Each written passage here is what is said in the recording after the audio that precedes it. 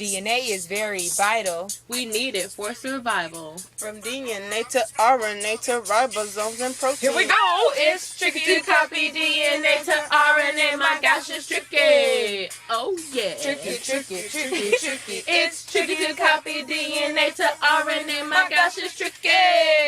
It's tricky. I know this little sequence. It happens kind of frequent. The DNA gets copied by RNA polymerase. Woo! Polymerase moves so quickly, 60 nucleotides per second. More than one polymerase goes, man, they make it easy. It's tricky to copy DNA to RNA. My gosh, it's tricky. Tricky.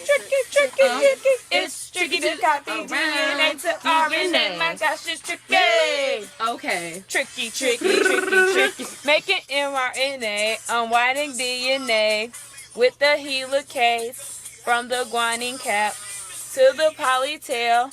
Running from 5 to 3 for real. Splicing introns in between to keep the transcript clean. Yeah, it's tricky to copy DNA to RNA. My gosh, it's tricky. It's tricky. It's tricky to copy DNA to RNA. My gosh, it's tricky. Tricky. Huh.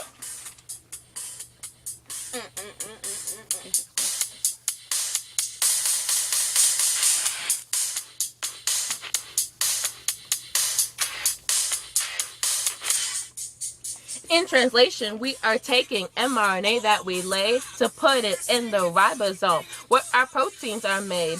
In translation, we are matching our codons with anticodons, forming strong bonds, making amino acids. When the mRNA gets translated fully, our new enzyme is made with instructions up to date.